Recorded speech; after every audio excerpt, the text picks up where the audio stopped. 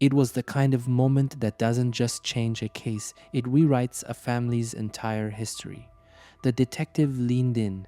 A teenage girl, eyes wide, voice low, said the words that chilled the room to its bones.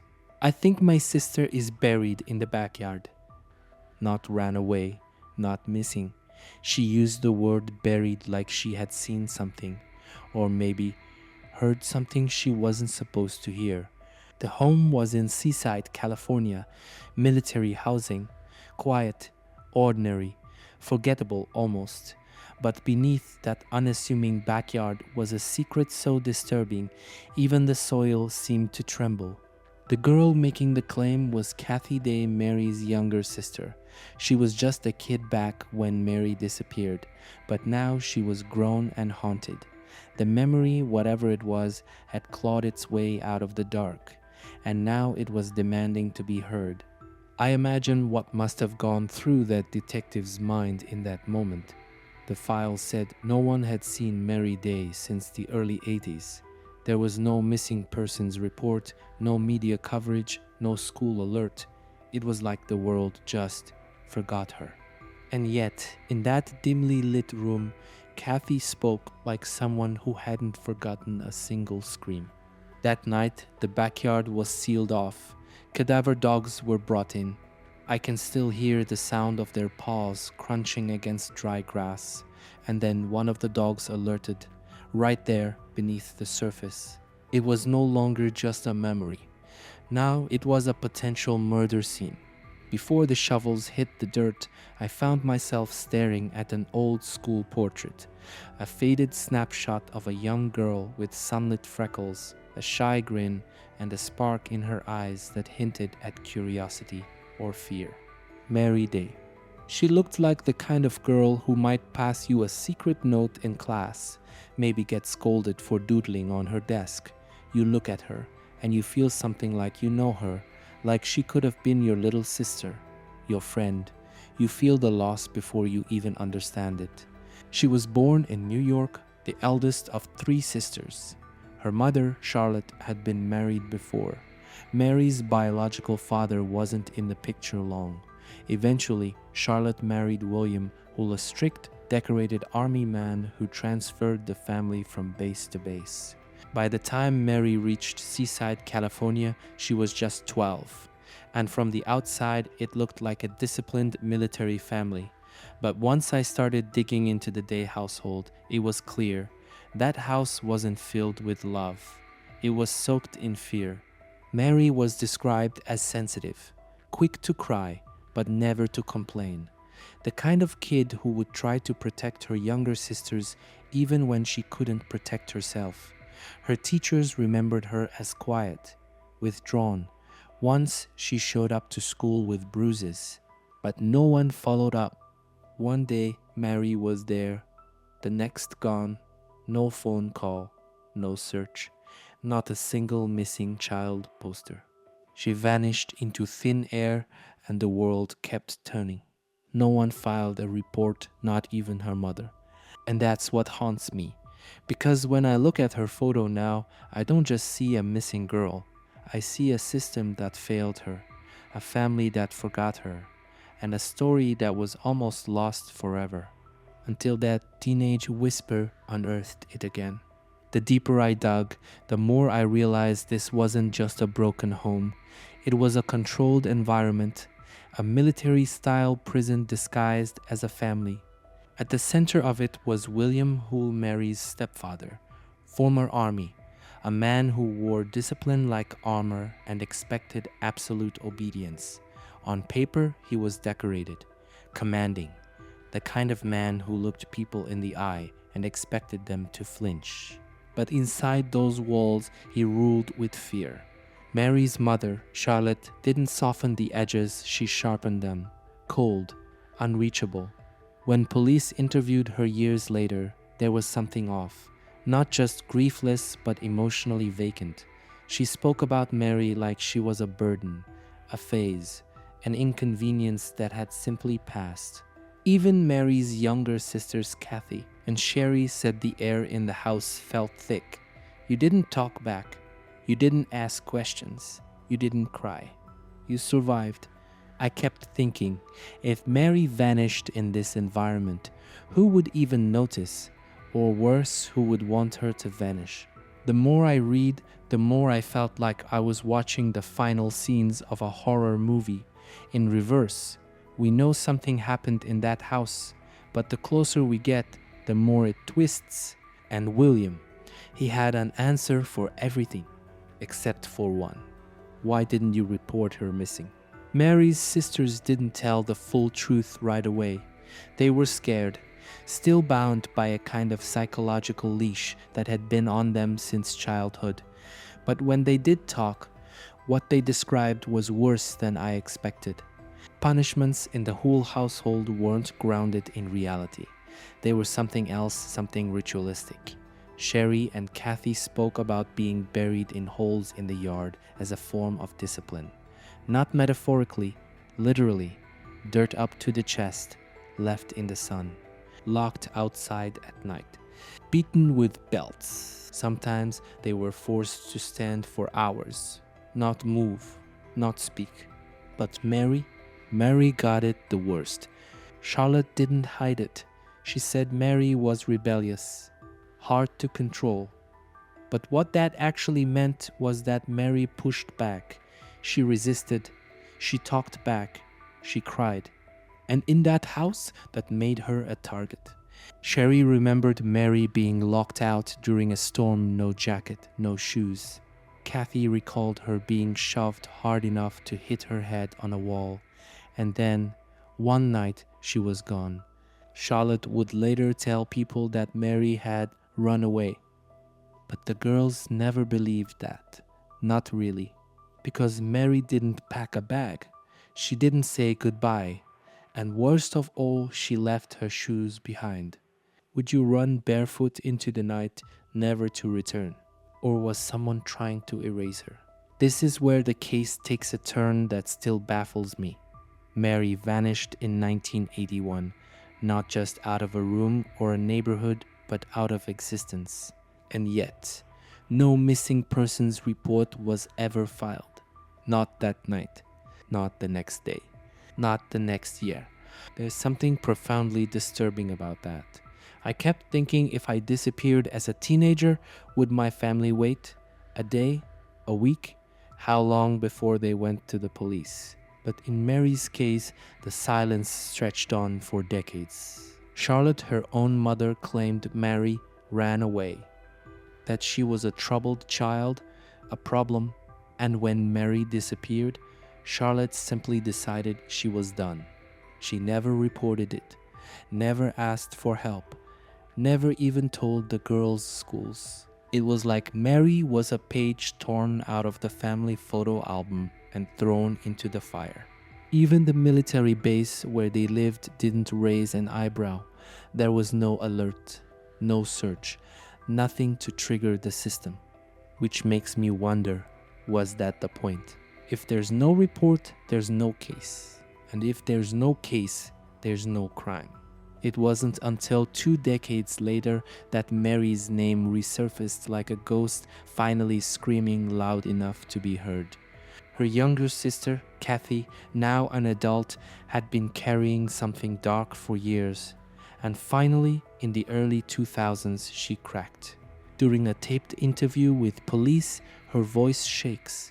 She says she remembers a night, a fight, a scream, and then silence, and then something worse. She believes her sister was buried in the backyard. I paused when I first read that. It felt surreal. That level of horror, it changes a person.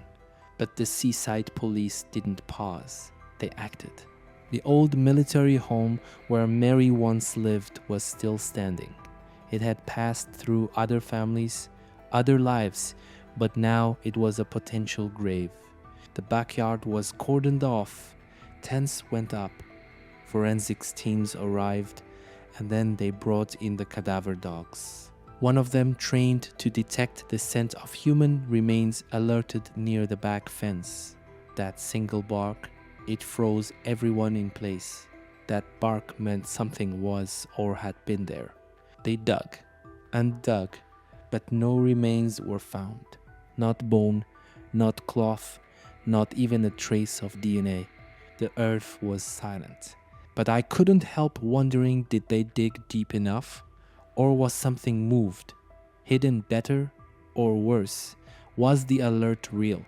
Was Mary once there and then taken somewhere else? After the backyard excavation turned up nothing, the case lost momentum. The media didn't pick it up. The paperwork was shelved, and once again, Mary Day slipped back into silence. Another cold file in a sea of them. No body, no charges, no closure. But in the early 2000s, something unexpected happened. A cold case task force was quietly re-examining old files in Monterey County. They were combing through reports with fresh eyes and new psychological approach. When they got to Mary's file, it hit them hard. No missing person report for 2 decades. An emotionally detached mother. A violent stepfather. A cadaver dog alert. And no legal trace of Mary after 1981. They couldn't ignore it. What bothered them most? Mary's social security number hadn't been used in years. There were no tax records, no driver's license, no school transfers, no adult activity. Nothing. As if she had died, or someone had made sure the world believed she had. They reopened the case, and that's when things spiraled into something no one was ready for. Because less than a year later, they got a call that changed everything. It started with a routine traffic stop. A woman in Arizona was pulled over nothing major. But when the officer ran her name through the system, it came back flagged. Mary Day. Date of birth, April 13th, 1968. Presumed missing, possibly deceased, California case. Except this woman was standing right there alive, disoriented, slightly paranoid, and calling herself Mary. When law enforcement in California heard the news, they were stunned. They sent a team to Arizona immediately. I can only imagine the tension in that moment. The questions firing off faster than they could keep up. Was this really her? Where had she been? Why now? But the moment they met her, something felt off. She was anxious, rambling. Her answers were inconsistent. She stumbled over basic details, seemed confused about parts of her past, like someone improvising their own story in real time. And when detectives told her that she was believed to be dead, she didn't seem shocked.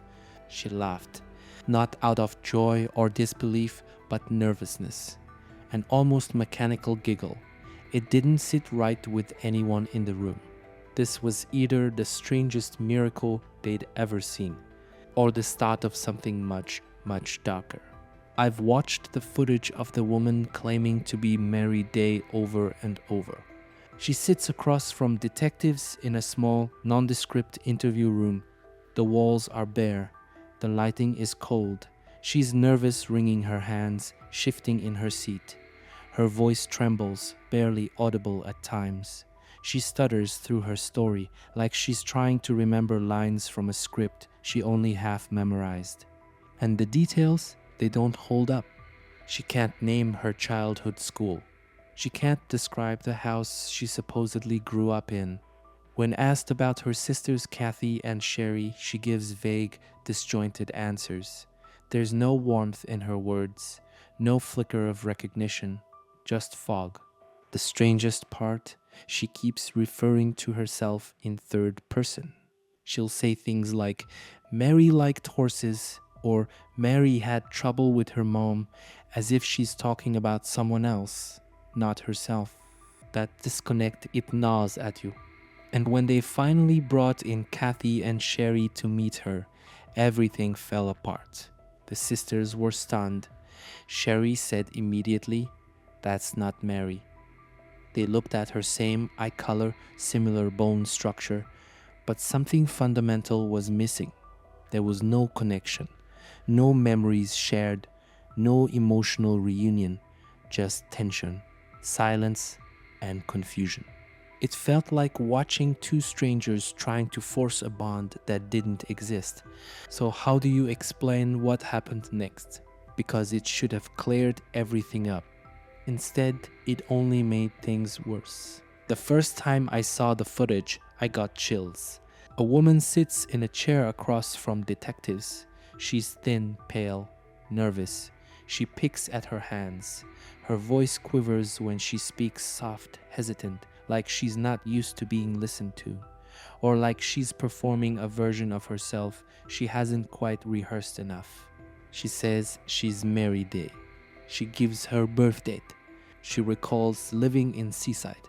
She mentions William and Charlotte's, but everything feels disconnected, like she's pulling details from a fog or repeating facts someone else told her. And then there's the body language off kilter, detached. She laughs at odd moments, shows no emotional reaction when asked about her supposed disappearance. When they press about her childhood, she shrugs, as if it happened to someone else. The detectives exchange glances. They're trained to notice psychological tics. And something about this woman, her cadence, her gaps in memory, it all reads wrong. Then comes the moment that cracks the case wide open. Mary's sisters, Kathy and Sherry, are shown a photo of the woman.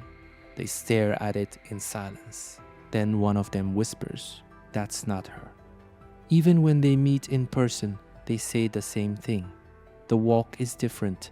The smile isn't right. The way she hugs them too stiff, too long, too forced. She doesn't feel like Mary. And that's when the case takes a turn into the psychological unknown. Because sometimes family knows, but what if the facts say otherwise? To settle it once and for all, they order a DNA test. Samples are taken from the woman claiming to be Mary and compared to Charlotte, her biological mother. When the results come back, the room goes quiet. It's a match. Not close, not maybe. A full biological match. This woman is Mary Day. The science says so. But how do you explain the rest? The inconsistent stories, the eerie emotional disconnect, the blank spots in her memory about major life events. She doesn't remember her sisters. She can't recall birthdays, childhood routines, or even what grade she was in when she ran away. At one point, she refers to William Hull, her stepfather, as Daddy. The sisters freeze. Mary never called him that, ever. Then, when shown a photo of herself as a child, she doesn't recognize it. She stares at it blankly, then says, "That could be me." But not with certainty, not with recognition. The detectives are left in a strange paradox. The DNA is conclusive, but the identity feels manufactured. And if she really is Mary Day, then what happened to her in the years between? What could make someone forget their life or pretend to? And more importantly, why? I keep replaying her interviews. Every time she's asked about her past, it's like watching someone search a foggy attic, pausing, straining, squinting for memories that should be there but aren't. The woman this supposed Mary Day struggles with even the basics: where she went to school, what her bedroom looked like, her favorite food, how she got her scars. There are pauses, mismatches. Sometimes she gives an answer and then later contradicts it. When asked about a childhood friend, she panics. When shown a photo of herself riding a bike with her sisters, she stares at it like it's a piece of evidence, not a memory. And it's not just the blanks, it's the way she fills them. Her emotions feel rehearsed, like someone told her how to act, what to say, when to smile. But the timing is always just a second too late. You feel it in your gut, that uncanny disconnect, like watching an actor play a role without fully understanding the character. Meanwhile, Kathy and Sherry, her sisters, are breaking down. They want to believe it's Mary. They need to believe it, but they can't, because nothing about her feels real. Not the voice, not the mannerisms, not the hug. And then Sherry whispers something that hits me like a brick. That girl doesn't carry what Mary carried: pain, trauma, memories. This woman is light, almost too light, like she's wearing someone else's shadow, not her own. Behind closed doors, the investigators start asking the question they're not supposed to ask. Could this woman be an imposter? The DNA says no, but everything else, it's screaming yes. One detective posits a chilling theory. What if someone coached her, gave her Mary's information, fed her just enough facts to pass a basic screening? What if she was promised something in return: money, protection, a new life? Or what if she was groomed? Groomed by someone who knew the system, someone who wanted to erase the past, someone who needed the case closed without an actual body ever being found. And here's where it gets even darker. What if the real Mary is dead, and this woman was planted to make everyone stop digging?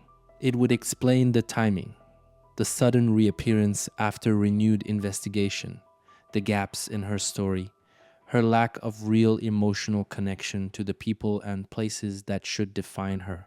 And there's something else: her military records. They'll come up soon, and they raise more questions than they answer.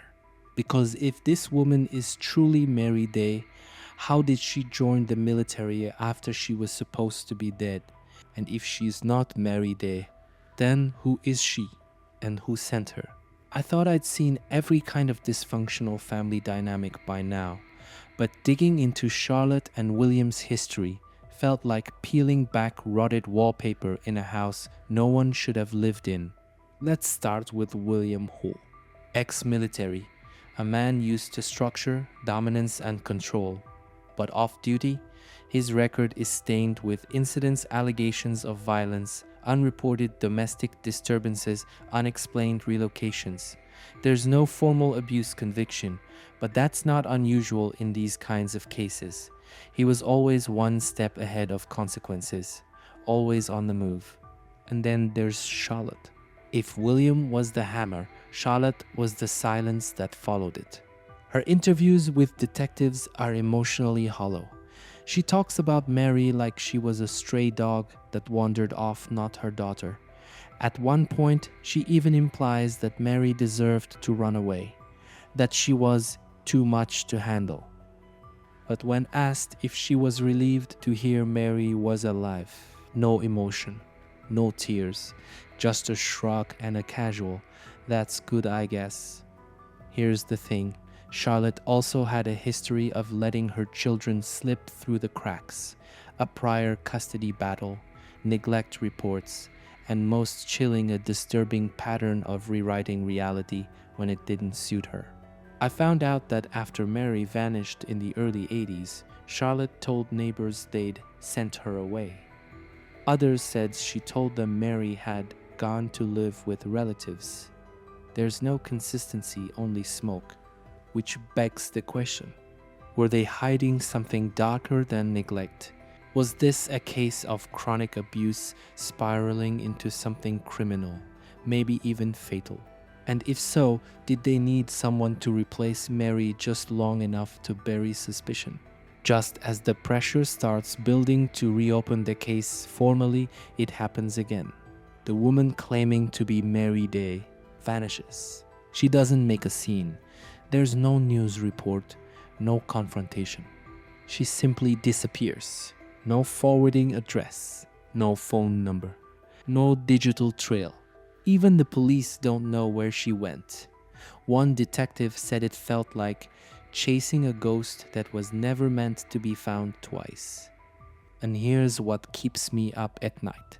She vanished just as new questions were about to be asked, just as the timeline discrepancies were being re-examined, just as the strange military records came to light, ones that suggest someone, somewhere, was keeping Mary's identity alive on paper, even when everyone thought she was dead. It's like she knew, like someone told her, disappear again. And so she did, this time There was no dramatic goodbye, no big announcement, no attempt to prove anything. Just silence. Again, it arrived quietly, no big reveal, just a folded letter in a worn file. One of the detectives almost missed it. Allegedly written by Mary Day years earlier, before she ever resurfaced, before anyone even remembered to look for her. The envelope was aged, the paper brittle, but what caught their attention wasn't the content at first, it was the handwriting. Because it didn't match anything from Mary's childhood, not school assignments, not birthday cards, not even the signature on her childhood medical forms. The slant was off, the loops wrong, the pressure inconsistent. Experts noted it looked artificial, like someone mimicking another's style, almost deliberately awkward. But the words inside, they screamed authenticity. Lines about living in fear, about things that happened in the dark, about being told to keep quiet, about disappearing for real this time. One sentence stuck with me. If anything happens to me, no one will believe it wasn't my fault. It wasn't a suicide note. It wasn't a confession. It was a warning. And the question now was who wrote it. If it was Mary, then when? If it wasn't, then who was trying to write as her? And more disturbingly, why were they planting breadcrumbs? Just when I thought things couldn't get weirder, I got access to something that made my stomach turn. Official military records. Mary Day, or at least someone using that identity, had enlisted in the US Army after she was presumed dead. The timeline doesn't make sense. The enlistment happens during the years Mary was supposedly missing. The social security number is hers. The birth date matches. But no one can explain how a missing, possibly dead child ends up with a clean military file. No alerts were ever raised. No red flags. In the military's eyes, she was just another recruit. But how does a girl who had no driver's license, no credit history, no high school diploma, and was never reported alive suddenly appear on government payroll? Unless someone paved the way for her.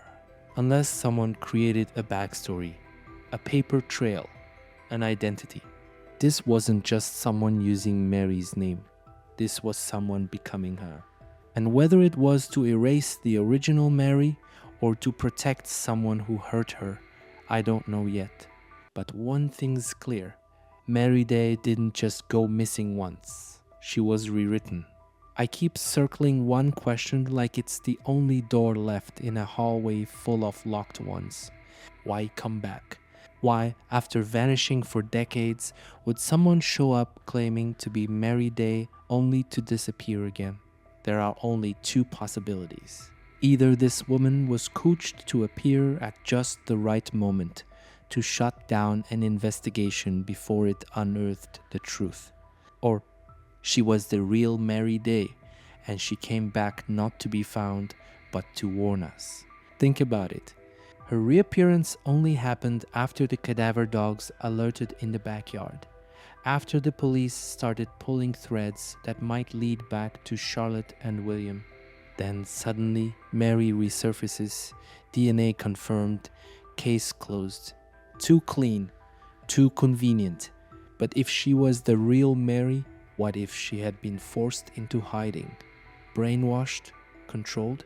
What if coming back was a cry for help, but she realized too late that no one was listening? Or worse, that the people she was running from still had power? The timing doesn't lie. And the vanishing act again only fuels the theory that this wasn't a homecoming. It was a shutdown. Kathy and Sherry never stopped looking. Even now, years later, they speak about Mary like she's still out there somewhere between the living and the lost. They talk about dreams, recurring nightmares of a girl calling out from underground. Sherry says she still wakes up to the sound of Mary's voice in her head. But it's the guilt that weighs heaviest. They remember the punishments, the screams, the night she disappeared, the silence they kept out of fear. Kathy once said, "I didn't speak up when I should have. I was a child, but I still didn't." And then there's the moment that breaks me. During one of their last conversations with the woman claiming to be Mary, she looked at them, her eyes cloudy, and said, "I'm not supposed to be alive." That line has never left me. Was it a confession, a trauma response, or a slip of truth from someone who knew too much? By now, I've lined up every piece of evidence: the DNA, the photographs, the interviews, the timeline. And it's maddening. DNA confirms it's her, but the person who appeared in Arizona felt like a stranger. Her voice, her laugh, her memory, they didn't belong to the girl in the school photo. They didn't fit the sister who once danced barefoot in the yard or cried when her books got torn. The official story says the case is closed, but to me, it's never been more open. Because here's the question that haunts me. If that woman was truly Mary Day, then whose memory are we mourning? And if she wasn't, then where is Mary Day's body? And so we end not with answers, but with echoes. If she was really Mary Day, where had she been all those years? If she wasn't, who was she and who helped her take Mary's place? And the question that keeps me up at night is Mary Day still buried in that backyard?